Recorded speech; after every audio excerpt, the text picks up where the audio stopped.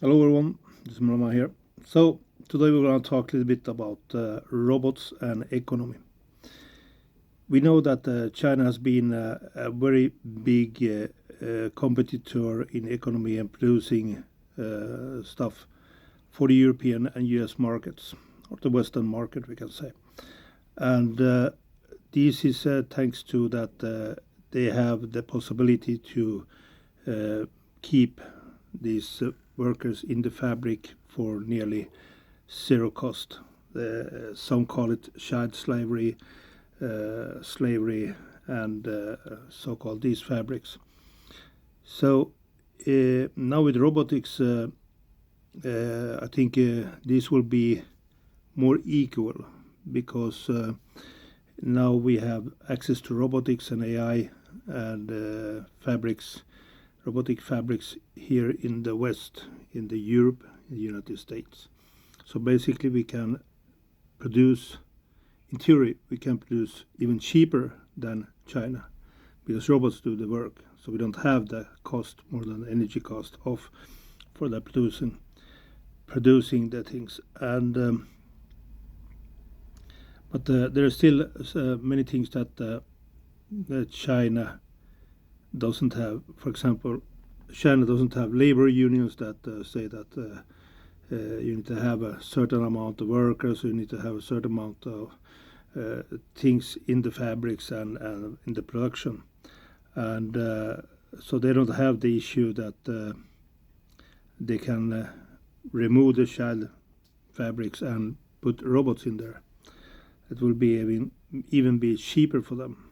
So, but we are getting down to the same level because before, when there was child factories, the economy was here. They could dump the prices to nothing, and we in Europe and USA we need to keep it high because of the situation that we need to have labor force. We need to pay them the taxes and salaries, social insurances, everything. So this is now, we can say, we both have the same level because we have the possibility to use robotic.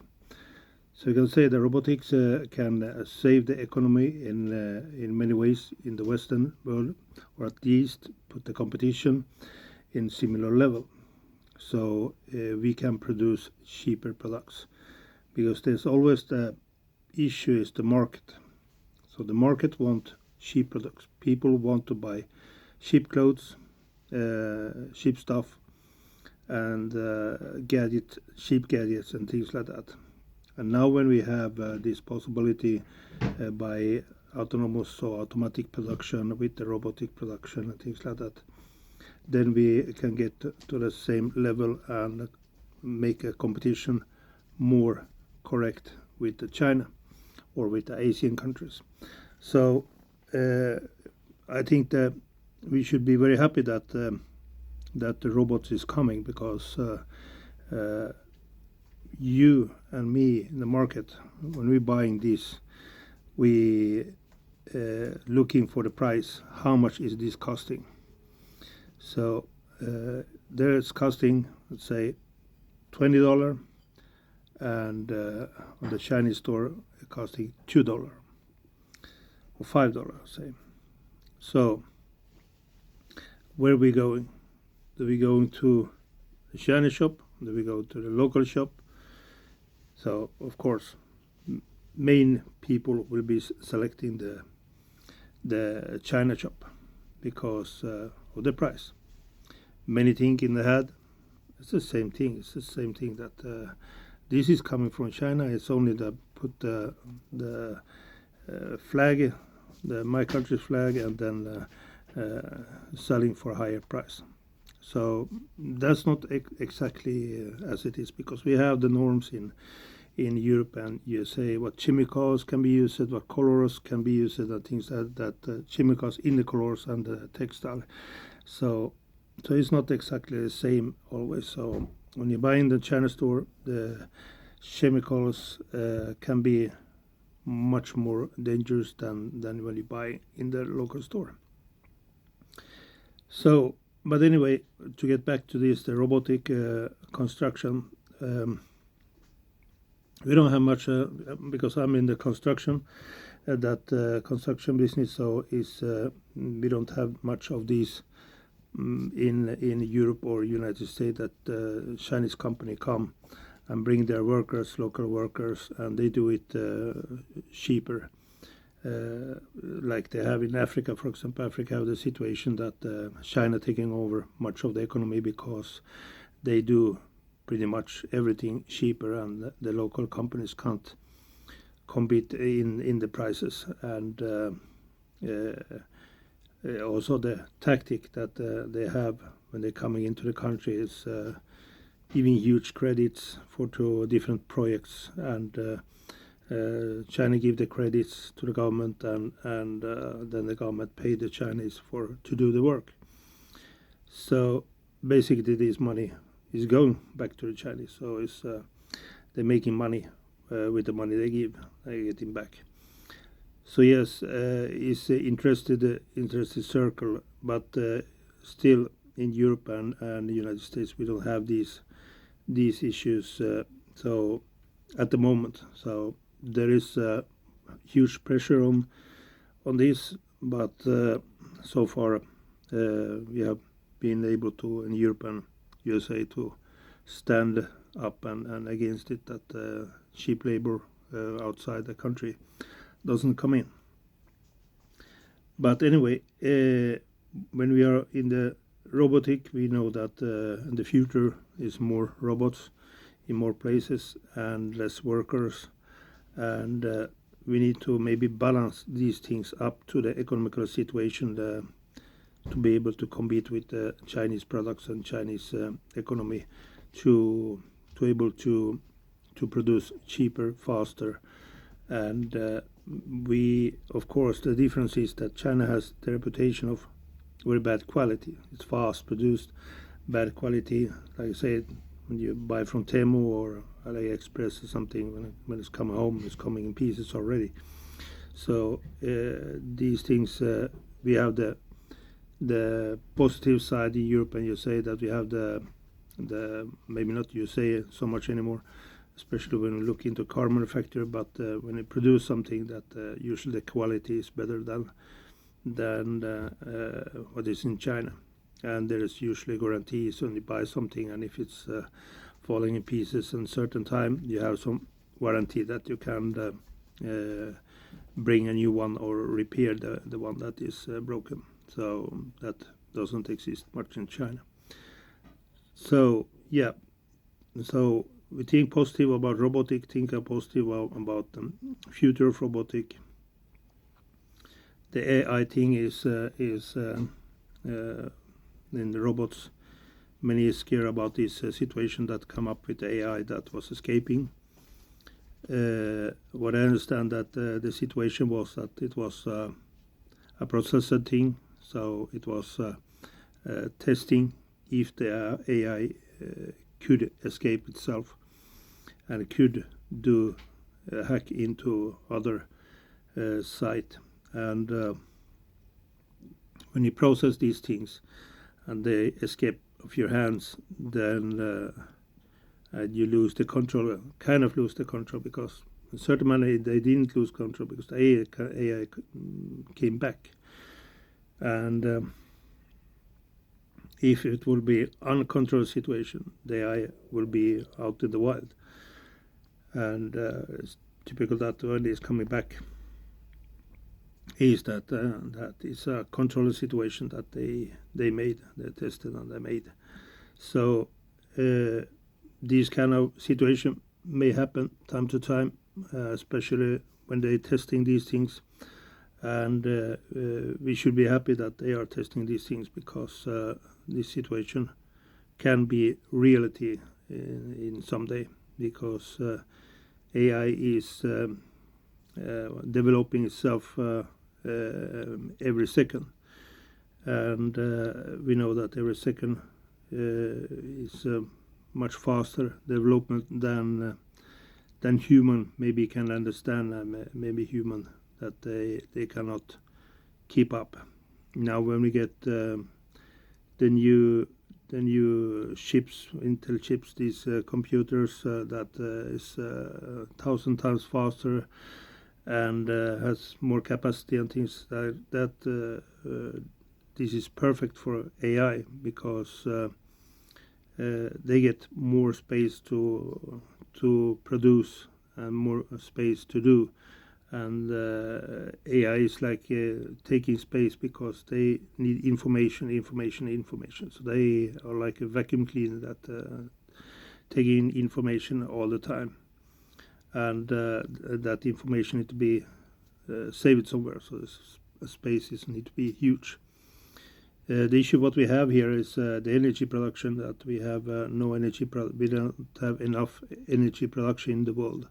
So as the situation is now, so we have 2030 will be a first hit, and then we will see that that will be the first time when AI and data centers will consume more energy than is produced in the earth on the earth. So there is lots of energy. What to say? Manufacturing energy coming up, nuclear plants and SMRs. Things like that, but they won't be enough. As it looks now, they won't be enough because these SMRs and these need years to be implemented, and the regulation is very slow.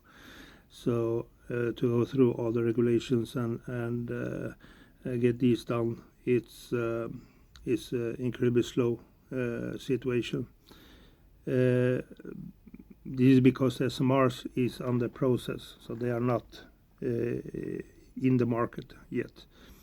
The only one that have SMRs in the market is Russia. So Russian had SMRs for years, many years on the market, and they have been using the SMRs on the icebreakers, nuclear icebreakers, and these SMRs can be converted into civil use. Well, okay, icebreaker is a civil use, but anyway, these can be converted into use for normal SMR energy sources, and these can be put in series. I think it was 175 megawatt each and up.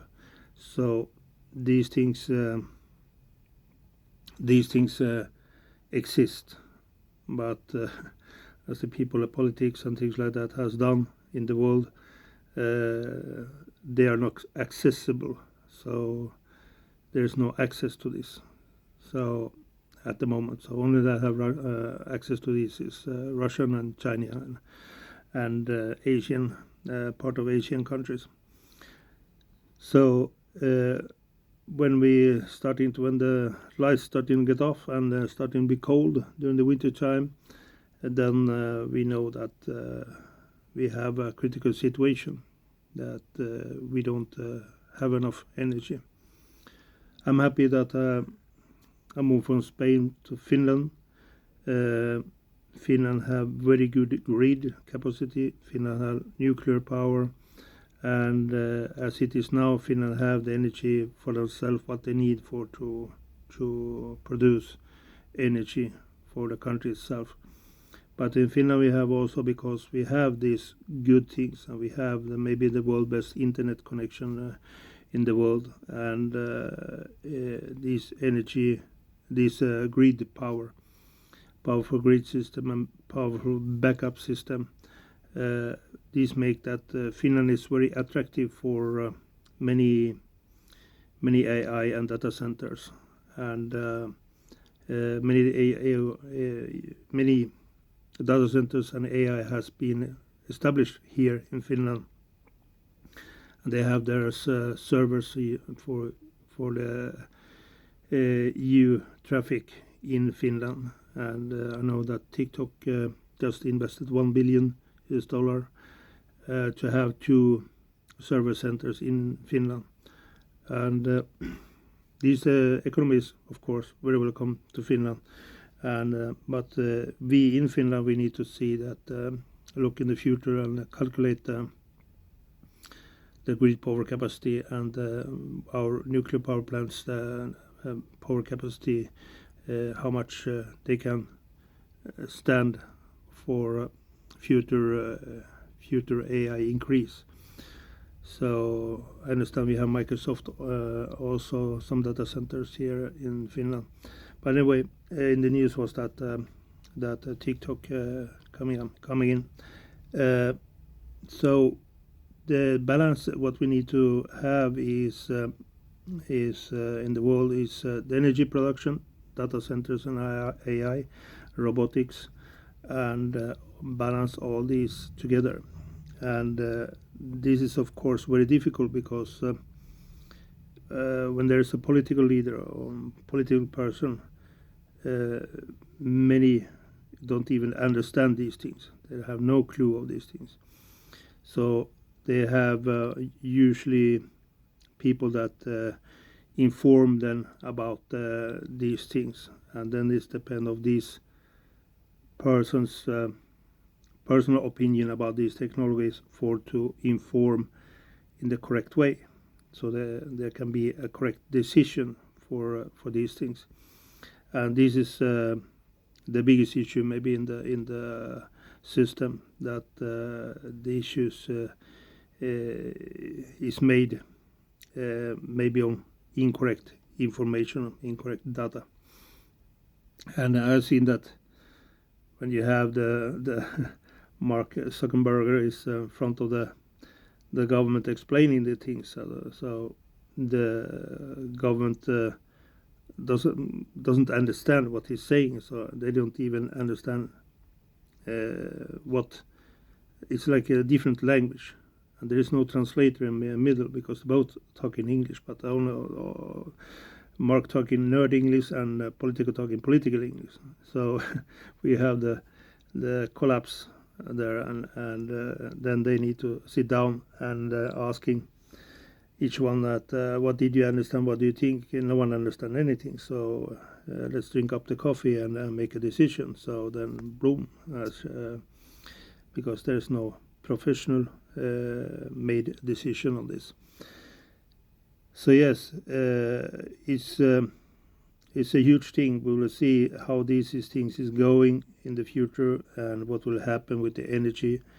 That is the most critical, and AI and data center is less critical.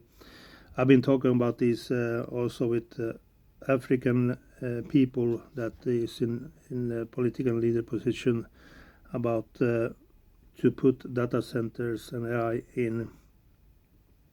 in Africa and connect them to SMRs. For example, a country like Nigeria, you connect them to SMRs, and you have data centers, and you connect them to this X satellite that system that Elon Musk created. So this is one possibility to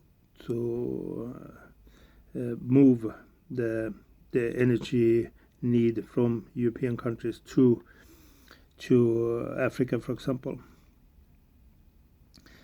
Anyway, that there need to be a solution for the energy.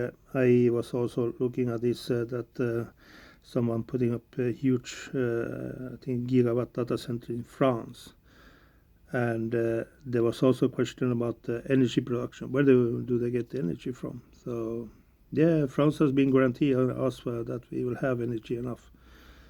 So I wouldn't count on that, because I mean, country's normal energy grid, and you put gigawatt data center in there, then even hundreds of megawatt will be affecting the grid capacity, and houses will be getting dark, and factories and everything, many things will be getting very dark. And so this is one thing they should be producing by themselves.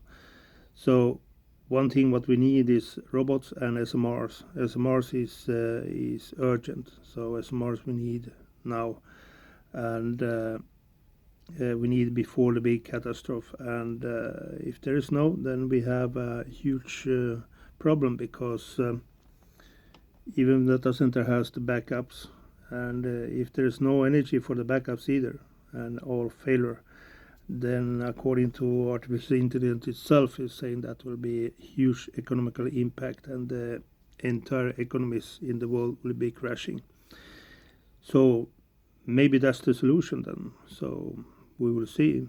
So thank you for watching. Keep ticking for to follow, and I will come up with more videos about the situation. Thank you. Bye.